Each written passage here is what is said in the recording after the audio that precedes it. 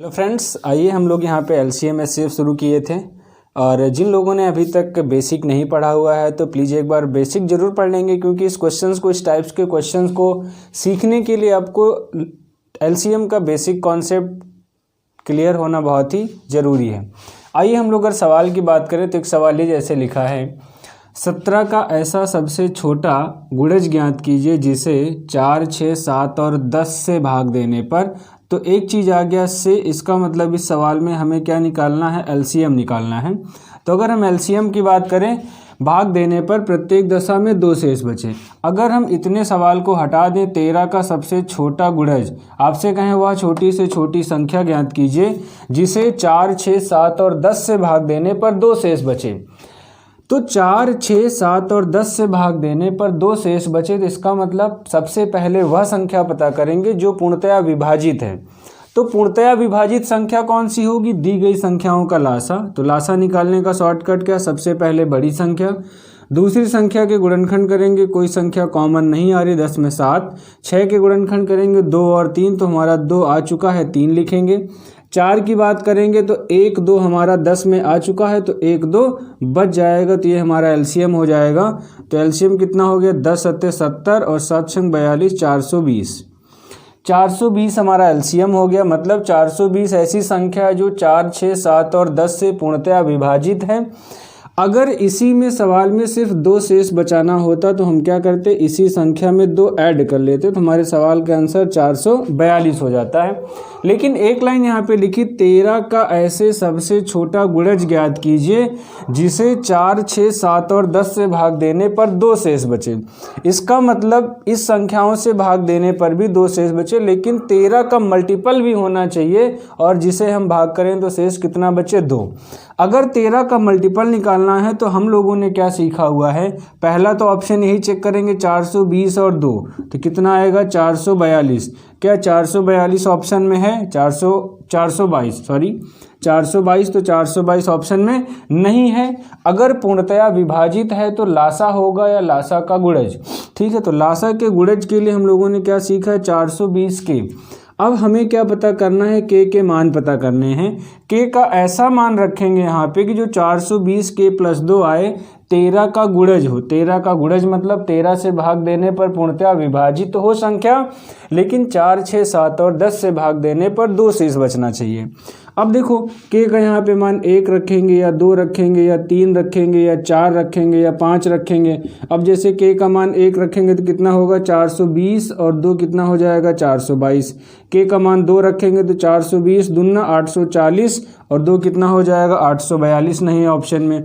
इसका मतलब इसमें थोड़ा सा ज़्यादा समय लगता है। तो ऐसे सवालों को करने के लिए एक और तरीका है जिसमें हम लोग क्या करते हैं, बहुत ही आसानी से कर पाते हैं। जैसे 420 के प्लस 2 लिखा, अब 420 के में 13 का गुणज है ना, 13 का मैक्सिमम कौन सा गुणज होगा जो इससे अलग हो जाएगा। तो अलग क्या हो जाएगा हमारा, 13 तियां 39। 13 तियां 39 की बात करोगे तो 390 के, ये पूर्णतया विभाजित हो जाएगा। बचेगा कितना हमारे पास, 30 के, 30 के प्लस 2। लेकिन 30 के की बात करें तो 30 के में भी 13 का गुणज, 13 दूना 26 के, 26 के भी पूर्णतया विभाजित हो जाएगा। बचेगा हमें 4 के प्लस 2।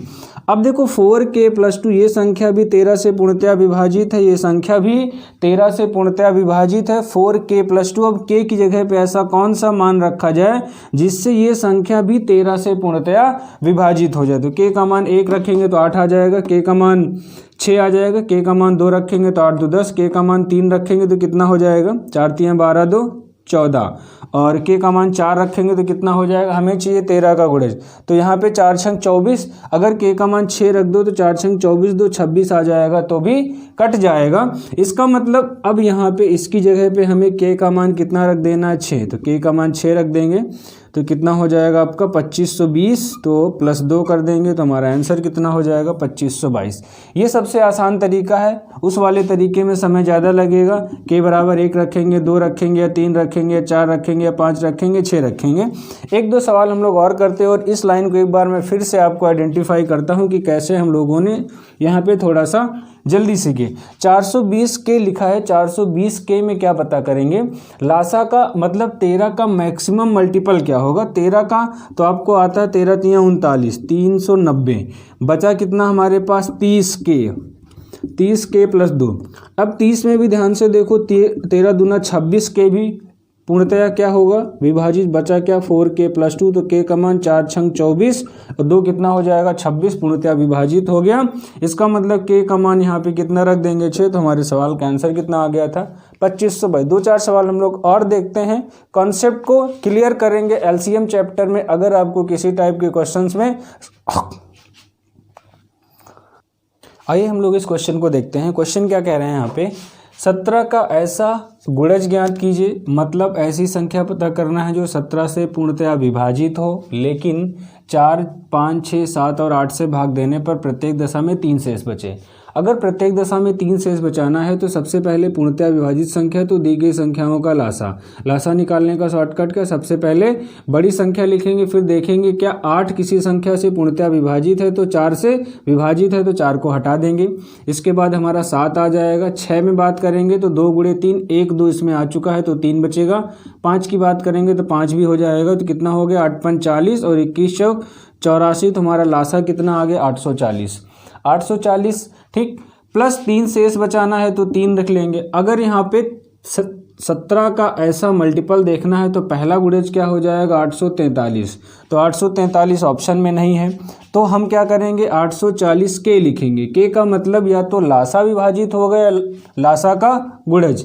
अब यहाँ पे 17 का गुणज, तो 17 का गुणज कितना हो जाएगा, अगर हम 17 5 85 की बात करेंगे तो कितना हो जाएगा 850 के, लेकिन 850 तो है ही नहीं संख्या, तो इसका मतलब 17 कम करके लिखेंगे तो इसमें कितना हो जाएगा 833 के और प्लस कितना हो जाएगा 7k प्लस 3। अब ये संख्या 17 से पूर्णतया क्या है विभाजित है, 7k प्लस 3, तो k का मान यहाँ पे कितना रखा जाए, k का मान आप 2 रख दीजिए, 7 दूनी 14 और 3 17, तो ये भी पूर्णतया विभाजित हो जाएगा। इसका मतलब यहाँ पर भी k का मान कितना रखना है 2, तो k का मान आप 2 रखेंगे तो 1680 प्लस 3, तो आपके सवाल का आंसर कितना हो जाएगा 1683। थोड़ा सा प्रैक्टिस वाली बात है यहाँ पे, 840 k था, हमें क्या पता करना था 17 का मैक्सिमम गुणज जो 840 के आसपास हो, तो एक पता चल गया कि 17 5 85 850 होता, लेकिन 850 तो ज़्यादा संख्या है, तो एक 17 घटा लेंगे तो कितना हो गया 833 के पूर्णतया विभाजित है, तो बचा कितना 7k प्लस 3। अब k की वैल्यू छोटी होगी तो k का मान 2 रख देंगे, 7 दूनी 14 और प्लस 3 17, 17 भी 17 से पूर्णतया विभाजित हो जाएगा। इसका मतलब यहाँ पे k का मान रख देंगे तो सवाल का आंसर आ जाएगा। आइए हम लोग एक सवाल और देखते हैं, एक क्वेश्चन हम लोग और देखते हैं। इसमें बहुत ही आसान टॉपिक है, बस थोड़ा सा आपको सीखने की ज़रूरत है। 11 का ऐसा गुणज ज्ञात कीजिए, मतलब 11 से संख्या पूर्णतया विभाजित होना चाहिए, लेकिन 8 10 15 20 30 से भाग देने पर प्रत्येक दशा में 5 शेष बचे। तो सबसे पहले पूर्णतया विभाजित संख्या दी गई संख्याओं का लासा, तो लासा का शॉर्टकट 30 लिखेंगे, देखेंगे किसी से विभाजित है, 15 से विभाजित है, 10 से विभाजित, दोनों को हटा देंगे। 20 के गुणनखंड करेंगे तो 20 के गुणनखंड 2 दूनी 4 पंचे 20। अब 30 के गुणनखंड में 2 आएगा कि 5 आएगा, 30 के गुणनखंड में 1 5 आएगा, 1 2 आएगा, और यहाँ पे क्या बच जाएगा, आपको समस्या होती तो लिख लेंगे 2 दूनी 4 पंचे 20। अब हमें क्या देखना होता है, 30 के गुणनखंड में 2 आएगा कि 5 आएगा, 30 के गुणनखंड में 1 5 भी आएगा, 1 2 आएगा, 1 2 बच जाएगा। 8 के गुणनखंड करेंगे 2 दूनी 4 दूनी 8। अब 1 2 यहाँ पे आ चुका है, 30 के गुणनखंड में भी 1 2 आ चुका, 1 2 बच गया, तो हमारा एलसीएम कितना हो गया 120, और 5 शेष बचाना है तो 120 प्लस कितना हो जाएगा 125। लेकिन 125 वह संख्या है जो 8 10 15 20 30 से भाग देने पे 5। अब हमें बताना है कि 11 का गुणज, तो 11 के गुणज के लिए क्या लिखेंगे 120 के प्लस 5, क्योंकि यह तो लासा विभाजित होगा या लासा का गुणज 120 के प्लस 5। अब देखो के का मान पता करने के लिए एक तरीका ये है कि 1 रखो, 2 रखो, 3 रखें, 4 रखें या 5 रखें, फिर चेक करेंगे जो वैल्यू आएगी 11 से विभाजित होगी या नहीं।